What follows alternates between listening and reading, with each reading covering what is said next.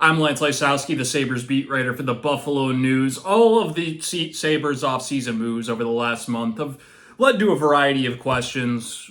How is the goaltending duo going to play out? What's training camp going to look like? How are the defense pairs going to come together once training camp begins? But I wanted to tackle a different question for not only my story in the Buffalo News on Thursday, but also online, the story, and in this video. Really is a question that I've gotten from several readers in recent weeks is what do the Sabres offseason moves say about their plan for top prospects, Jiri Kulich and isak-rosen? A lot of the answer is in the story that this video is attached to. If you haven't read it, check the Buffalo News. Generally speaking, when we look at all the forwards that are now under contract for next season, especially now that the Sabres have signed Beck Mallenstein, we're going to need some clarity on that one, Beck. There is not a spot currently available for either top prospect, which has led to some angst, concern from the fan base. Especially people in Rochester who have watched these two players in particular over these last 2 years and believe that they've spent enough time in the American Hockey League. And it's, I've even had people ask around the AHL, others around the NHL, why haven't the Sabres given these two players in particular more of an NHL opportunity? The fact of the matter is neither is ready to play a consistent role on a winning NHL team. Now, could Rosen and Kulich have been in the NHL last season? Of course, right? We saw Rosen for 7 games, Kulich 1. But being in the NHL and succeeding in the NHL are two very different things. And the Sabres offseason plan, adding Ryan McLeod, Jason Zucker, the revamped bottom six, positions this organization to take their time with these two players in particular. There's no need to rush Jiri Kulich and isak-rosen into roles in Buffalo. If they are in a role in training camp through performance, especially in, preseason games, practicing with that NHL group, whole different story. Then as general manager, as a coach, you find a way to make it work. That is a little challenging, though, this time around with the way this roster was built. Now, Peyton Krebs remains unsigned. That could change the complexion of the forward depth chart in particular. But as things stand, and based on what we expect to happen in the coming weeks, the 13 forwards are accounted for. Those spots are taken. And the Sabres have 8 defensemen. They've got 2 goalies. Those are your 23 roster spots. Barring an injury, Jiri Kulich and isak-rosen are starting the season in Rochester. Fantastic. That is where they should be. And there are different reasons for both players. Rosen, I think, physically still needs more time to gain strength. Will help him win puck battles and play his game at the NHL level. Now, could he score off the rush, contribute on a power play? Of course. His shot is NHL caliber. His speed is at that level already. It's been at that level for a few years now. But to be able to play a variety of roles, as a winger, too, remember, so much of a winger's game is along the wall. It's that several feet from the wall into the zone and how you win those puck battles. How do you extend possession? How do you make an impact in the forecheck? And we've seen growth from Rosen in that respect, and I think he's somebody who could certainly become a very, very important piece and fits perfectly with the way that Ruff wants this team to play. But you cannot rush that physical maturity. He's 21 years old, all right? And some guys mature quicker than others. I mean, even Dylan Cousins has not matured physically to the point of where he's going to be in his prime, right? Like, what Dylan Cousins is going to look like at 27 years old is certainly different than what he looks like now. And he's already made a physical transformation over these last few years since making his NHL debut. So Rosen, that's what he needs to do. He needs to gain strength and learn those nuances that he's going to need in his toolkit to succeed as a winger in the league. I think it certainly helps him. He's going to be able to kill penalties. He was one of, if not the Amerks' best penalty killer, especially down the stretch last season. He could play in a bottom six role, particularly on that third line. Think about, you could sketch things out here, and, when you have Rosen potentially next to somebody with Ryan McLeod, that's certainly interesting. It's tantalizing. From the speed, what they could be able to create on the rush, just the skill sets really match up well. And Rosen has a top six skill set, as with the speed and the skill.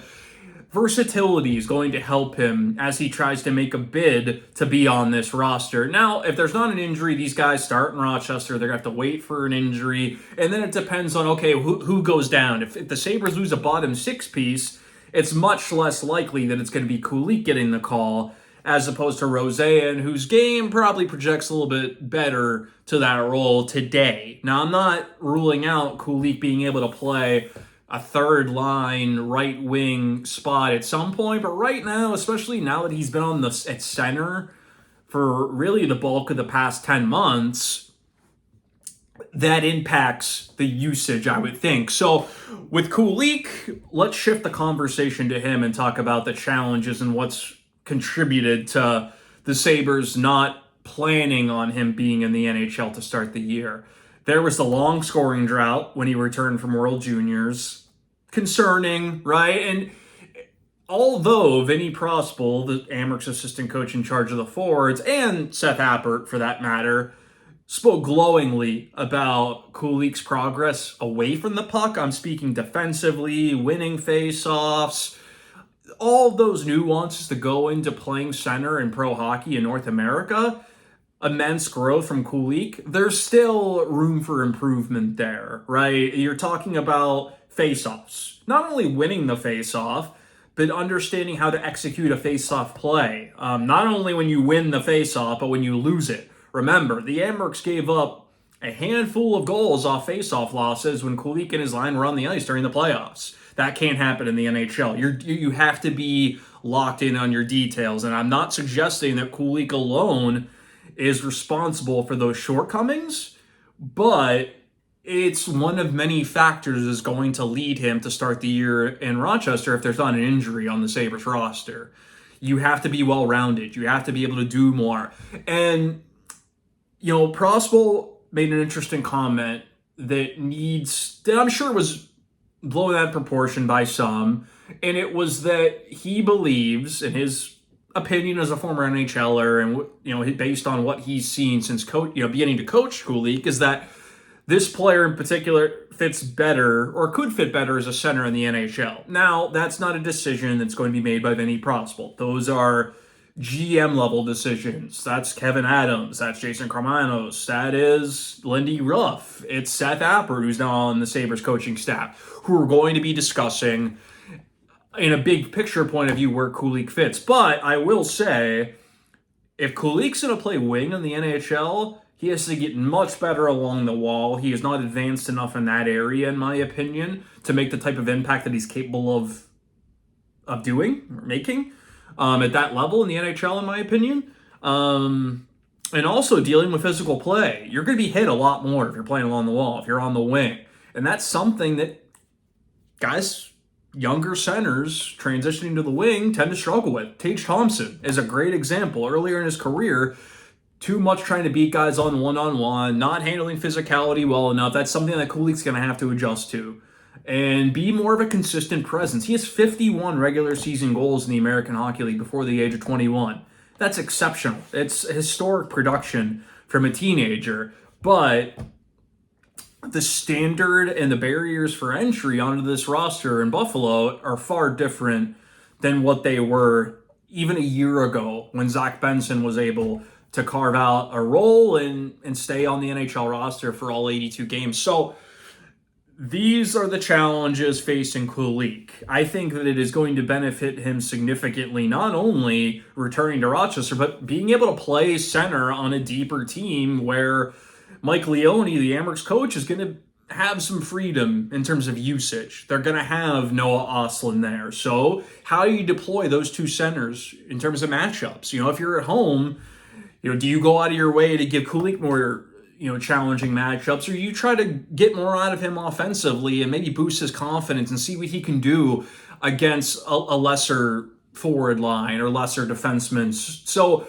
opens up some opportunities. Consta Helenius, the Sabres 2024 first round pick, might be in Rochester. That's the Sabres preference at least. How does his, a presence there impact the Sabres plan for Kulich? I don't think that means Kulich shifts to the wing. I think Tyler Tullio, the winger that the Sabres acquired in the Savoy trade, is going to be one of those options on the right side for this Rochester team. So I think that their centers at the start of the year are going to be Kulich, Noah Ostlund, Josh Dunn, the veteran that the Sabres signed to a 2-way contract, and if he comes over, Consta Helenius. Very good group. Very good. That has to get you excited if you're the Sabres, especially during a year in which not only did you lose Casey Middlestad in the Byron trade, but you moved Matt Savoy. And this is why they felt comfortable moving Matt Savoy, because they had that depth down the middle. So don't lose faith or confidence in Kulich. There were some struggles in the playoffs, but I think this is another young player who's shown in each step of his progression that he's able to adapt, overcome those challenges, and come out the other side a better hockey player. So he has positioned himself. If we forget about roles, if you're just picking the most NHL-ready player in Rochester to come up and help the Sabres, it's Kulich. In my opinion, and the opinion of others, because he's got the physical point of it, right? Physically, he is ready for the NHL. Now, he isn't ready to absorb the hit or deal with the contact, in my opinion. Not quite yet, but physically, he can handle the grind. That is a very important piece of this that I think is still missing for some of these players, Roseanne in particular.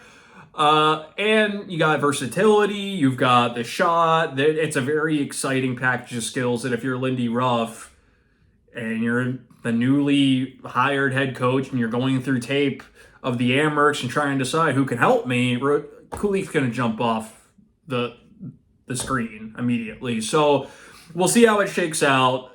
There's still a spot in that top 6 of the Sabres where you're waiting to see, is Zach Benson going to be able to grab that second line role? Is it going to be Jason Zucker? Somebody we're not expecting right now, but the roster spot is not available, and that is a very key component of this. You can only carry 23 healthy players. So somebody's going to be the odd man out. Contracts have a big influence over these decisions. Kulich, of course, doesn't require waivers. You could send him there. It's an incredible development opportunity. So that's what we're all expecting. Will he be at Prospects Challenge in September?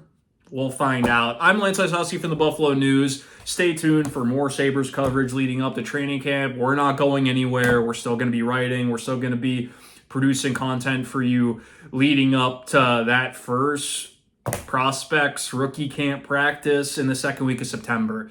I'm Lance Isowski. Have a great day.